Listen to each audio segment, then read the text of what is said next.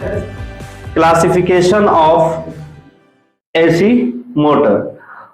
हम लोग जानते ही है कि हमारा जो है मशीन दो भाग में बंटता है, एक डीसी मोटर है ना, और एक हमारा जो है एसी मोटर। क्लियर होगा? तो एसी मोटर हमारा जो है आज का क्लासिफिकेशन में हम डिस्कशन करेंगे कि एसी मोटर हमारा जो है कितने भाग में बढ़ता है। ठीक है, जैसे हमने यहाँ पे लिखा है पहला में एसी मोटर का क्लासिफिकेशन में इंडक्शन मोटर, इंडक्शन को हम नॉन सिंक्रोनस बोलते हैं, अतुल्यकालिक। याद रखिएगा, हिंदी में अगर कंफ्यूजन हो इंग्लिश में तो है ना। वैसे सिंक्रोनस को हम लोग जो है सिंक्रोनस को है ना तुल्यकालिक बोलते हैं, तुल्यकालिक मोटर। तो असिंक्रोनस को हम लोग क्या बोलेंगे, या नॉन सिंक्रोनस को अतुल्यकालिक मोटर। तो एसी मोटर हमारा जो है मेनली दो भाग में बटा हुआ है, एक इंडक्शन और दूसरा है सिंक्रोनस। याद रखिएगा, है ना। इंडक्शन मोटर जिसको हम नॉन सिंक्रोनस बोलते हैं, और दूसरा है सिंक्रोनस मोटर जिसको हिंदी में क्या बोलते हैं, तुल्यकालिक मोटर। याद रखिएगा, मतलब एसी से चलने वाला मोटर दो भाग में बटा है। अब ये पहला भाग है इंडक्शन, जिसमें माइकल फैराडे का नियम यूज, हालांकि उसमें भी यूज होगा, लेकिन इसमें हमारा इंडक्शन। अगर पूछा जाएगा कि ये सारा जो मोटर आपने बताया है किस सिद्धांत पे काम करेगा, तो बोलिएगा विद्युत चुंबकीय प्रेरण के सिद्धांत पे काम करेगा। क्लियर? अब ये इंडक्शन मोटर है, इंडक्शन मोटर फिर आपका जो है दो भाग में बटा हुआ है, एक आपका 3 फेज और फिर एक आपका सिंगल फेज। ये फेज के आधार पे बटा हुआ है, मतलब कि हालांकि आप जो है ये चैप्टर पढ़ेंगे सिंगल फेज और 3 फेज चैप्टर में पढ़ेंगे। ठीक है मणिकांत? हाँ, सिंगल फेज और 3 फेज। अब सिंगल फेज हमारा जो है 3 फेज जो है रोटर के आधार पे बटा हुआ है, रोटर के आधार पे। क्लियर? एक आपका है स्क्वायरल केज इंडक्शन मोटर, और एक आपका स्लिप रिंग रोटर, और एक आपका जो है कम्यूटेटर। याद रखिएगा 3 फेज 3 भाग में बटा हुआ है। स्क्वायरल केज, ये तीनों जो है रोटर के आधार पे है, रोटर के आधार पे, घूमने वाला भाग के आधार पे। हमने पहले देखिए फिर से बता रहे हैं, क्लासिफिकेशन कर रहे हैं, मतलब एसी से चलने वाला मोटर को, एसी से चलने वाला मोटर को हमने इतने सारे भाग में बांटा है। तो एसी से चलने वाला मोटर को मेनली दो भाग में बांटते हैं, एक है इंडक्शन और दूसरा है सिंक्रोनस। याद रहेगा। अब इंडक्शन में हमारा जो है सप्लाई वाइज बटा हुआ है, 3 सप्लाई देंगे तो 3 फेज, सिंगल सप्लाई देंगे तो सिंगल फेज, 3 फेज और सिंगल फेज। अब ये 3 सप्लाई वाला जो है रोटर के आधार पे बटा हुआ है, squirrel cage rotor, slip ring rotor और कम्यूटेटर। क्लियर? फिर स्क्वायरल केज जो रोटर होता है वो उसमें लेयर वाइज बनाते हैं, अगर सिंगल लेयर है तो सिंगल केज रोटर, अगर डबल लेयर है तो डबल केज। ये सब रोटर वाइज बटा हुआ है। तो 3 फेज में हम लोगों को इतना ही से पढ़ना है, ज्यादा नहीं है। आपसे पूछा जाएगा कि सिंगल फेज कितना मोटर पढ़ेंगे, तो बोलिएगा कि 3 रोटर के हिसाब से बटा हुआ है। इसमें कुछ है नहीं, क्योंकि इसमें रोटर स्टार्टर ही होगा, स्टेटर में हम बाइंडिंग करेंगे और रोटर हमारा बीच में घूमेगा, घूमने के आधार पे हमारा ये 3 फेज मोटर बटा हुआ है। ठीक है, रोटर के आधार पे एक है स्क्वायरल केज, दूसरा है स्लिप रिंग और तीसरा है कम्यूटेटर। तो ये स्क्वायरल केज जो है, मतलब उसमें हम स्क्वायरल केज वैसे डिटेल में बताएंगे आपका टॉपिक में, टेंशन नहीं लेना है कैसे होता है। याद रखिएगा स्क्वायरल केज हमारा जो है इंडक्शन मोटर में ही प्रयोग करते हैं, और कोई मोटर में प्रयोग नहीं करते, क्योंकि इसमें हम लोग बाइंडिंग नहीं करते। इससे पहले वाले वीडियो में हमने बताया था। क्लियर? तो 3 फेज में आपका 3 भाग में बट गया। अब फिर उसके बाद ये जो है 3 भाग में पहला भाग जो है ये 2 भाग में बटा हुआ है। तो यहां तक ही आपका जो है 3 फेज मोटर पढ़ना है। ठीक है, याद रखिएगा 3 फेज मोटर इतने से पढ़ना है। अब हम बात करते हैं सिंगल फेज, जो छोटा छोटा मोटर होता है जो एक फेज से चलता है। बहुत तरह का मोटर बटा है, कुछ मोटर देखो यहीं पे आपका ढेर सारा है, यहाँ तक 5 भाग में बटा, उसके अंदर में। अब देखोगे जैसे घर में ही हमारा जो है मोटर होता है सिंगल फेज जो समरसेबल में यूज करते हैं, उसमें हम देखते हैं कि स्टार्टर होता है, उसमें कैपेसिटर लगा होता है, और ये हमारा पंखा है, इसमें भी कैपेसिटर लगा हुआ है, लेकिन ये हमेशा के लिए लगा हुआ है कैपेसिटर। और जो घर में समरसेबल मोटर होता है उसमें सिर्फ चालू कर, उसमें मोटर में नहीं लगा होता है कैपेसिटर, लेकिन जहां पे चालू करते हैं ना वहां पे लगा होता है। तो खैर सिंगल फेज की बात करते हैं तो सिंगल फेज में आपका मेनली 5 भाग में बटा हुआ है। एक है स्प्लिट फेज, फेज को बांटेंगे वहां। ठीक है, आपको ये टेंशन नहीं लेना, हम सारे मोटर को डिटेल करेंगे, हमारा सारा वीडियो जो है एक मोटर के लिए अलग अलग होगा, है ना, सारे मोटर को डिटेल में पढ़ेंगे। ठीक है, तो split phase motor, capacitor motor, मतलब इस मोटर में कैपेसिटर प्रयोग करेंगे। तो कुछ ऐसा मोटर होगा जिसमें चालू करने के लिए कैपेसिटर यूज किया जाता है, जैसे हमने कहा है स्टार्टर यूज करते हैं, DOL स्टार्टर, सिर्फ चालू करने के लिए, तो उसमें उस मोटर को कहा जाता है कैपेसिटर स्टार्ट मोटर। इस मोटर को आप समझो एग्जांपल में घर में हमारा जो पानी के लिए मोटर यूज करते हैं ना, वही मोटर है, सिर्फ चालू करने में कैपेसिटर यूज होता है। अब कहेंगे सर परमानेंट कैपेसिटर मोटर, ये समझिए कि आपका पंखा है, पंखा में हमेशा लगा होता है सीलिंग फैन, ये परमानेंट कैपेसिटर। अब कुछ ऐसा भी मोटर होता है जिसमें एक लगा भी होता है, एक चालू करने के लिए भी यूज करते हैं। यहाँ पे लिख दिया है कैपेसिटर स्टार्ट, मतलब एक कैपेसिटर यूज करेंगे स्टार्ट करने के लिए और एक कैपेसिटर हमेशा लगा होता है। ये कैपेसिटर वाला मोटर 3 भाग में बटा हुआ है। ये तीनों क्या है सिंगल फेज में। फिर से repeat, single phase induction motor, तो सिंगल फेज इंडक्शन मोटर में एक है स्प्लिट फेज, फेज को बांट कर, दूसरा है कैपेसिटर, तीसरा है सैडेड पोल, ये बहुत इंपॉर्टेंट है, ये दोनों यूनिवर्सल। हाँ, छोटा सबसे छोटा मोटर में आता है ये सैडेड पोल वाला, छोटा छोटा मोटर आ जाएगा। समझिए कि घड़ी का घड़ी वाला में भी यूज कर लेते हैं, घड़ी कितना हाथ में पहन लेते हैं, एनालॉग घड़ी, हाँ ना, उसके अंदर में मोटर। तो खैर shaded pole motor, universal motor, ठीक है, रिपल्सन मोटर और सिंगल फेज, ठीक है, single phase slip ring induction motor. मतलब ये समझिए कि इतना सारा मोटर जो है सिंगल फेज में बटा हुआ। अब सिंगल फेज में कैपेसिटर मोटर है जो 3 भाग में बटा हुआ, ठीक है। सैडेड पोल और यूनिवर्सल नहीं बटा है, ये काफी इंपॉर्टेंट। यूनिवर्सल का खूबी है कि ये एक समान गति से चलता है, बहुत ही इंपॉर्टेंट मोटर इसको बोला जाता है, बहुत सवाल करता है। एक समान गति से चलता है, और इस बड़ा साइज का भी हो सकता है, बहुत छोटा साइज का भी हो सकता है, बहुत बड़ा साइज का हो सकता है। इसमें हम डिटेल में बात करेंगे। रिपल्सन मोटर ये भी इंपॉर्टेंट है, लेकिन थोड़ा सा जो है इसमें हम पढ़ेंगे ना तो पेचीदगी आ जाएगा। पेचीदगी समझते हैं, कॉम्प्लेक्स है ना, इसको थोड़ा सा आपको ज्यादा ध्यान, ये सब कुछ समझना मुश्किल नहीं है, आसान है, लेकिन वर्किंग वगैरह ये सब कुछ समझना थोड़ा मुश्किल है, ठीक है। तो खैर रिपल्सन मोटर हमारा कितने भाग में बटा हुआ है? 4 भाग में। प्लेन रिपल्सन मोटर मतलब समान रिपल्सन मोटर। दूसरा क्या है? Compensated repulsion motor. कंपनसेटेड का नाम कहीं पे सुना था, कंपनसेटिंग बाइंडिंग मोटर में यूज करते थे, डीसी मोटर में, तो वहीं पे है कंपनसेटेड रिपल्सन मोटर। एक चीज और है, ये रिपल्सन मोटर जो है डीसी मोटर के जैसा कहीं कहीं पर लगे, आपको बताया जाएगा कि जैसे डीसी मोटर रहेगा ना, पढ़े ना डीसी मोटर, उसी तरीके से यहाँ पे बात करेंगे, ठीक है। Compensated repulsion motor, repulsion start induction run motor, ठीक है, रिपल्सन इंडक्शन मोटर। अब कहेंगे सर इतना सारा मोटर आप बता न दिए हैं कि सब कंफ्यूज हो गए कौन किस में है। तो बात तो सही है, स्टार्टिंग में ही अगर मान के चलिए कि हम अपना कहानी थोड़ा सा बता देते हैं कि जब मेरा शादी हुआ था ना, तो ससुराल के जो लोग होते हैं वो सबसे इंट्रोड्यूस करवा रहे थे उस दिन, पहला दिन, ये आपका ये है, ये आपका ये है। तो हम वही बोला थे इतना सारा बंदों को एक बार में कैसे याद करेंगे, सब अलग अलग मिलिए तो अच्छा समझ में आएगा, सबका अलग अलग होगा। वहीं पे भी यही हाल है, अचानक इतना सारा देखोगे ना तो याद नहीं हो।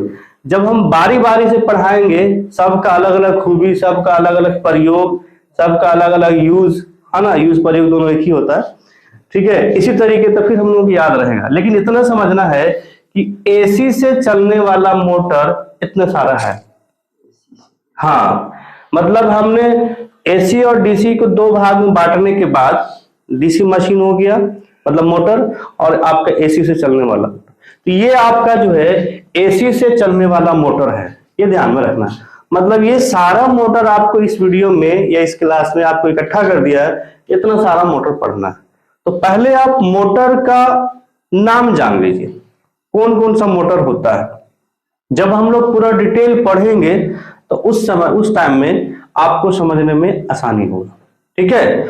तो एसी से चलने वाला मोटर मेनली दो भाग में बटा हुआ है, एक आपका इंडक्शन और दूसरा आपका सिंक्रोनस। क्लियर हो गया। इंडक्शन आपका दो भाग में बटा हुआ है, सिंगल फेज और थ्री फेज, सिंगल फेज और थ्री फेज। अब सिंगल फेज आपका जो है 5 भाग में बटा हुआ, split, capacitor, shaded, universal, repulsion और सिंगल फेज स्लिप रिंग। ये भी याद रखना है कि ये स्लिप रिंग और इसका एक स्लिप रिंग दोनों लगभग सेम रहेगा, है दोनों में हम कंपेयर करेंगे भी, सिंगल फेज का थ्री फेज का। तो खैर, उसके बाद है आपका सिंक्रोनस। हालांकि सिंक्रोनस जो है ये ऑटो आगे जाकर डिवाइड हो जाएगा, लेकिन मेनली आपका सिंक्रोनस मोटर दो भाग में बढ़ता है, एक प्लेन और एक ऑटो, ठीक है। ये सारा चीज नोट कर लिए। अब हम लोग जो है डिटेल में एक एक करके स्टार्ट करते हैं। क्लियर के बारे में तो समझ गए ना, तो समझिए कि आपका single three phase motor clear हो गया। हाँ, इसके अलावा भले एक दो पॉइंट और पढ़ना है, स्लिपिंग है या वगैरह, ठीक है। तो देखिए mainly squirrel cage induction motor हमने स्टार्ट किया है। तो हमने कहा कि स्क्वायरल केज में मेनली आपका जो है स्टेटर और रोटर। तो स्टेटर जो है सबके लिए कॉमन पढ़ना है। तो पहले हम जो है स्टेटर के बारे में बात करते हैं। ये स्टेटर होता क्या है? स्टेटर का मतलब है कि मोटर एवं मशीन का स्थिर भाग जो घूमता नहीं है ना, बड़ा भाग है। अगर हम आपको फिगर में इस तरीके से दिखा दे कि ये आपका भाग है, अब ये भाग जो है इस तरीके से बना हुआ, हम फ्रंट व्यू से दिखा रहे हैं, ठीक है। आपका ये इस तरीके से भी रखा हुआ है कि मान लीजिए कि इसका स्टैंड है, जैसा भी बनाया स्टैंड नीचे वाला, अगर ऊपर पर टांगने वाला भी होता है, फ्रंट व्यू से दिखा रहे। ये मेन बाहरी भाग है, कलर माने में रखता है ग्रीन या, हाँ ये आपका इसी को फ्रेम बोलते हैं, फ्रेम या अंग्रेजी में सॉरी यॉक बोला। बॉडी है, इसके अंदर में जो करेंगे पहले ये आपका कास्ट स्टील या है ना कास्ट आयरन, ज्यादा मात्रा में लोहा प्रयोग करते हैं, इसलिए हम लोग जो है कास्ट आयरन या कास्ट स्टील यूज करते हैं। समझिए कि बुंदा लोहा टाइप का होता है, ठीक है, बॉडी। अब इसके अंदर में एक और भाग हमने यहाँ पे स्टेबल करते हैं, मतलब एडजस्ट करते हैं, है ना, जिसको हम लोग जो है स्लॉट कटा होता है। और ये याद रखना है, ऐसे नहीं, ये पत्ती नुमा बना होता है। ये तो आपका स्थिर भाग है, ये है। इसके बाद वाला भाग जो स्लॉट कटा होता है, और ये स्लॉट जो होगा ना वो 3 गुना मतलब डिविजिबल होगा, चाहे 9 होगा, चाहे 12 होगा या 27, जो 3 से भागा हो। अगर हम लोग 3 फेज पढ़ रहे हैं तो 3 से गुना होना चाहिए स्लॉट, 1 2 3 4 इस तरीके से। क्लियर हो गया? ये 3 का स्लॉट होना चाहिए। उसके बाद बाहरी में हम बाहर बाइंडिंग के ऐसे लपेट करके और फिर हम इसको इसमें एडजस्ट करते हैं, जैसे हमने बाइंडिंग को एडजस्ट किया। यहाँ पे थोड़ा ठीक नहीं है, समझिए कि हमने यहाँ पे बाइंडिंग कॉन्डिंग करके और हमने इसमें जब बगल बगल में नहीं, इसके सामने वाला ऐसा डिवाइड होगा कि 1 से स्टार्ट होगा। अगर ये 24 है तो 24 स्लॉट है, 1 होगा और यहाँ पे 23 होगा। तो ये बाइंडिंग को जब स्टेबल करेंगे तो एक भाग ये एक स्लॉट में रहेगा और दूसरा भाग हमारा 3 से डिविजिबल जहां पर रहेगा उस तरीके से एडजस्ट करेंगे। ऐसा नहीं है कि ये लाया उठाया और यहीं पे एडजस्ट कर दिया, नहीं, ऐसा करेंगे कि ये यहाँ 8वां भाग में रहेगा, 1 हुआ तो 7वां क्रिया, फिर उसके बाद यहाँ पे 15 हुआ, ऐसे एडजस्ट होता रहेगा। फिर ये 8वां होगा तो ये आपका 16 होगा, तो ये आपका दूसरा होगा, ये आपका 9 हुआ तो ये आपका 17 होगा, तो ये आपका 3 होगा, ऐसे एडजस्ट करते रहेंगे। तो ढेर सारा हमारा इसका, जैसे एक लच्छा का, ये लच्छा मान लीजिए, इसका 2 छोर निकलेगा, इसी तरीके से अगर 24 है तो 48 छोर निकल जाएगा, निकलेगा ना। ढेर सारा बाइंडिंग रहेंगे तो सब, क्योंकि जब यहां से स्टार्ट करेंगे ऐसे लपेटना तो 2 छोर निकला ना, 2, तो अगर मान के चलिए कि आपका ये 12 जो भी इसको बोलेंगे तो 24 निकलेगा ना, जितना भी निकलेगा। अब इस वाले सारे बाइंडिंग का जो टर्मिनल है, ये छोर बोलेंगे तो ढेर सारा छोर हो जाएगा। हमारा ये मोटर कैसा फेज का है, 3 फेज का है, तो हमें जो है सारे को श्रेणी में जोड़ करके और 6 टर्मिनल निकालते हैं। कितना निकालेंगे? तो इसी के ऊपर में अगर हम ऐसे मोटर को बनाए, ऐसे देखेंगे तो यहाँ पे एक टर्मिनल बॉक्स होता है, तो याद रखेंगे अंदर में ये बाइंडिंग किया हुआ है पूरा, तो यहाँ पे जो तार आएगा वो 6 आएगा। कितना आएगा? 6। अंदर में पता नहीं कितना है, 24 है, 12 है, जैसे आप, हमने बता दिया कि कैसे होता है। जैसा मोटर बनाइएगा वैसा आपका यहाँ पे बाइंडिंग स्टेबल करना पड़ेगा, ठीक है। तो यहाँ पर आपका 6 टर्मिनल निकला, हम सिर्फ टर्मिनल बॉक्स बना देते हैं, ये टर्मिनल बॉक्स है। हालांकि कई बार हम स्टार और डेल्टा की बात किया है, स्टार और डेल्टा। तो देखिए 3 फेज मोटर हो या अल्टरनेटर, 6 छोर निकलता है, तो आप सोचोगे कि सर 3 फेज किसमें अप्लाई करें। जैसे अगर कहने का मतलब है कि 3 फेज है तो 3 सप्लाई देंगे, तो किसमें देंगे, कैसे देंगे, तो वो डिपेंड करता है आपने इस मोटर को कनेक्शन कैसे किया। 3 फेज मोटर को जोड़ने के लिए, आसान करने के लिए हम लोग उसका 2 तरीका होता है, 2 प्रकार का कनेक्शन होता है। एक होता है स्टार कनेक्शन और एक होता है डेल्टा। स्टार से ये समझिए कि इसमें अर्थिंग की आवश्यकता होगी, और डेल्टा से ये समझिएगा कि इसमें कोई अर्थिंग नहीं रहेगा। जैसा आपका रिक्वायरमेंट है वैसा मोटर आप यूज कर सकते हैं। अगर आप चाहते हो कि सर हमें बगैर अर्थिंग का होगा, तो हमने उसके बारे में भी बात किया है ना, कि कैसे हमारा। और अगर आप चाहते हो कि हमने अर्थिंग वाला यूज कर, तो देखिए, तो हाँ आपको क्या करना है, तीनों फेज को जोड़ करके अर्थिंग बना दीजिए, और बाकी जो है जोड़ दीजिए। ये आपका 4 तार निकला, 3 फेज रहा, सिंगल फेज इधर 2 और 3, या हम कह सकते हैं RYB, और ये आपका हो गया है ना न्यूट्रल कहिए चाहे अर्थिंग कहिए। इस तरीके से 4 तार निकल गया, है ना। ये आपका स्टार कनेक्शन हो गया, स्टार कनेक्शन। तो फिर कनेक्शन तो आपका दूसरा वीडियो में डिस्कशन हम किए हैं या करेंगे। यहाँ पे आपको क्या चीज समझना है, स्टेटर को समझना है कि स्टेटर होता क्या। तो आपको फिर से रिवाइज कर देते हैं कि मोटर का बाहरी भाग जो कास्ट स्टील या कास्ट आयरन से बना होता है, उसमें हम एक और भाग स्टेबल करते हैं जो पत्ती नुमा बना करके, जैसे हम यहाँ पे पत्ती बनाया, अब इसको जो है ढेर सारा पत्ती को सरिया दिया और उसके बाद हमने क्या किया, फिट कर दिया। ये आपका स्टेटर कहलाएगा। ऐसा नहीं है कि हमने, और ये भी याद रखना है कि डायरेक्ट जो है इसमें स्टेटर हम बाइंडिंग एक करके नहीं लपेटते, बाइंडिंगों की भी अलग अलग जो है गुच्छा बनाएंगे, और गुच्छा बनाने के बाद इसमें एडजस्ट करेंगे, ठीक है। ये जो स्लॉट होता है, ये स्लॉट जो होगा वो 3 का डिविजिबल होगा, 3 के भाग। अब 9 रहे, 27 रहे, 36 रहे, 48 रहे, जो भी 3 से भागा हो सके, क्योंकि 3 फेज रहेगा तो 3 सबका बाइंडिंग बराबर होना चाहिए ना, क्योंकि सब में हम सप्लाई एक जैसा देंगे तो सबका उसी होना चाहिए। दूसरा चीज ये कि ये जो बाइंडिंग ऐसे स्टेबल करेंगे कि जो भी बाइंडिंग होगा वो 120 डिग्री के अंतर पर रहना चाहिए। बहुत इंपॉर्टेंट है, कई बार इसे सवाल पूछा है कि मोटर में जो बाइंडिंग होता है वो वाइंडिंग का विद्युतीय एंगल कितना होता है, इलेक्ट्रिकल एंगल्स कितना होता है, तो बोलिएगा 120 डिग्री। ठीक है, 3 से डिविजिबल है ना। आपका जितने भी छोर निकले सारा वाइंडिंग का, सारा छोर को श्रेणी क्रम में, याद रखिएगा, श्रेणी क्रम में जोड़ करके टर्मिनल बॉक्स में 6 छोर या 6 टर्मिनल निकालते हैं। उस 6 टर्मिनल को स्टार या डेल्टा से जोड़ करके हम लोग 3 फेज मोटर चलाते हैं। ये आपका स्टेटर होगा। स्टेटर मीन्स स्थिर भाग।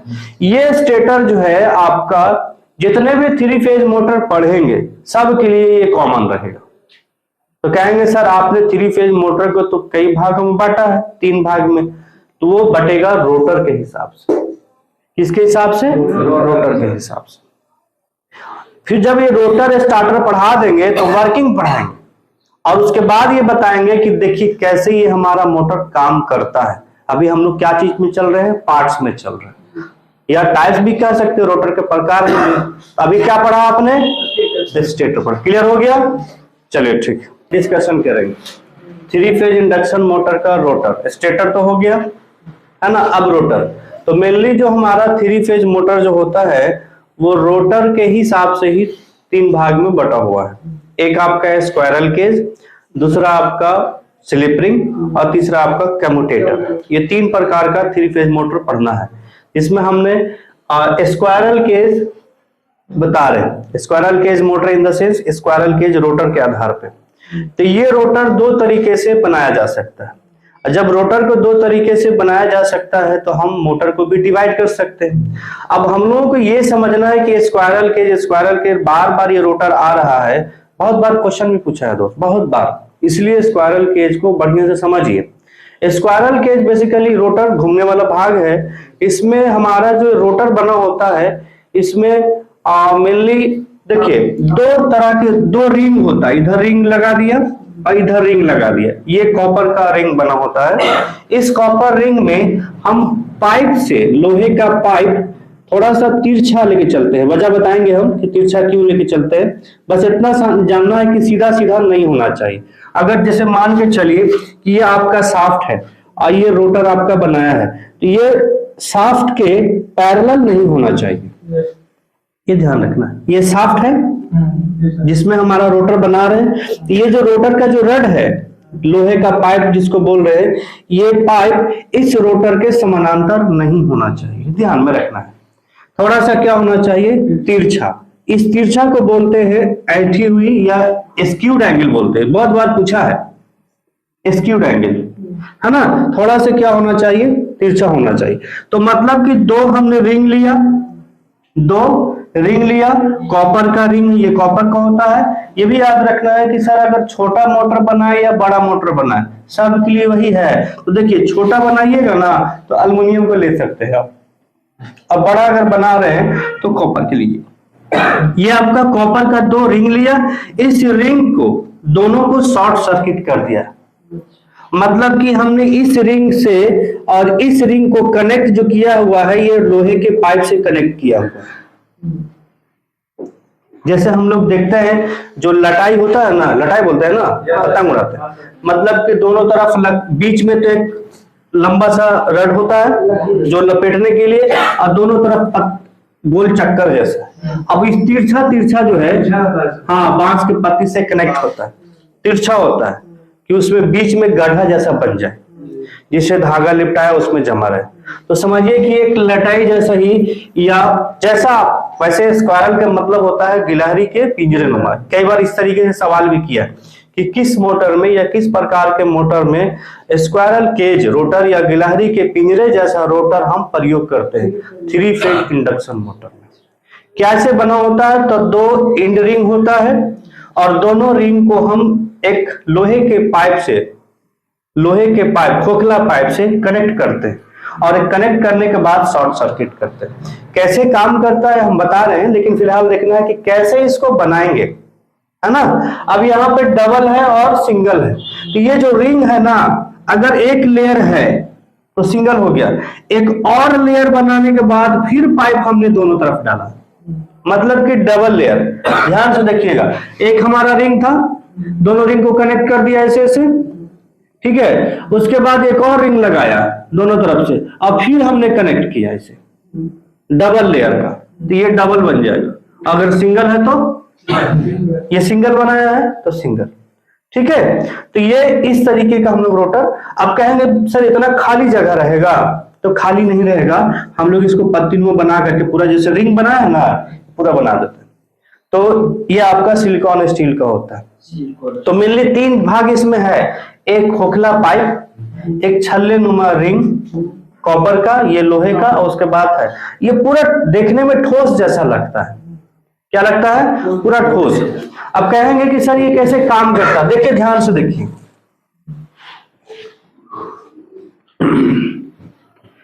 देखिए अब अगर मानकर चलिए कि आपका 3 फेज मोटर है और इस ये वाला भाग क्या है, स्टेटर है, और बीच में ये शाफ्ट पर ये स्क्वायरल केज रोटर। हमने 3 फेज मोटर को ये पूरा स्टेटर में बाइंडिंग किया हुआ है।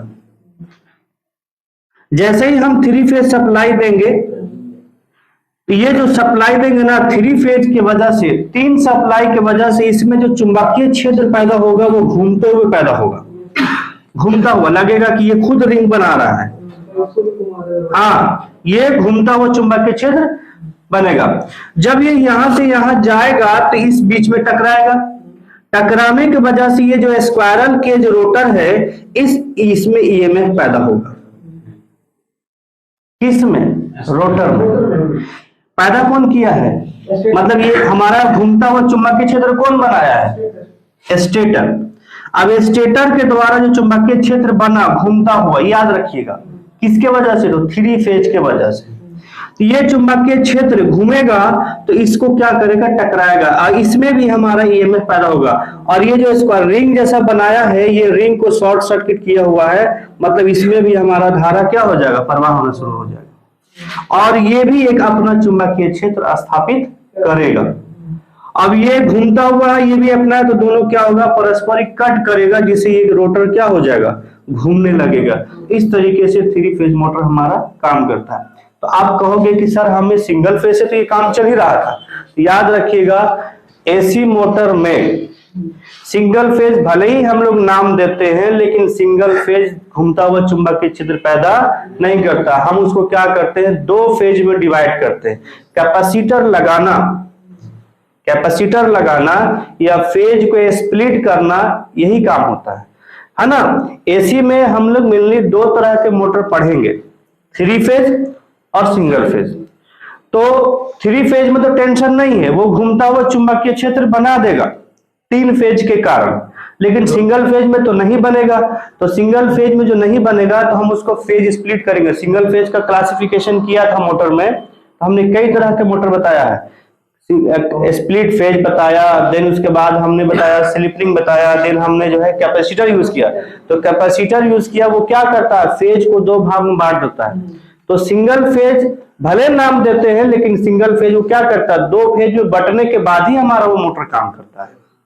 इसीलिए सिंगल फेज हमारा नाम है, सिंगल फेज चलता है, लेकिन मोटर के अंदर में फेज को क्या कर देते हैं? बांट देते हैं। बांटते क्यों है? तो वो घूमता हुआ चुंबकीय क्षेत्र बनाए, जिसके वजह से अगला जो भाग उसमें ईएमएफ पैदा हो और वो क्या करने लगे? रोटेट करने लगे। तो हमारा जो है स्क्वायरल केज में यही होता है। स्क्वायरल केज समझ गए कैसे बनता है और कैसे ये काम करे। हालांकि वर्किंग अभी नहीं पढ़ाया है, वर्किंग पढ़ाएंगे तो और अच्छे से समझ में आएगा। हम लोग अभी एसी मोटर का मतलब 3 फेज मोटर का क्या कर रहे हैं? क्लासिफाई कर रहे हैं। तो हमने रोटर के बारे में समझाया, स्टेटर के बारे में समझाया, स्क्वायरल केज कैसे बना होता है ये समझाया। ठीक है, तो यही पे स्टॉप करते हैं। नेक्स्ट हम बात करेंगे डबल केज के बारे में। फिर से स्टार्ट करें। भरत जी। जी सर।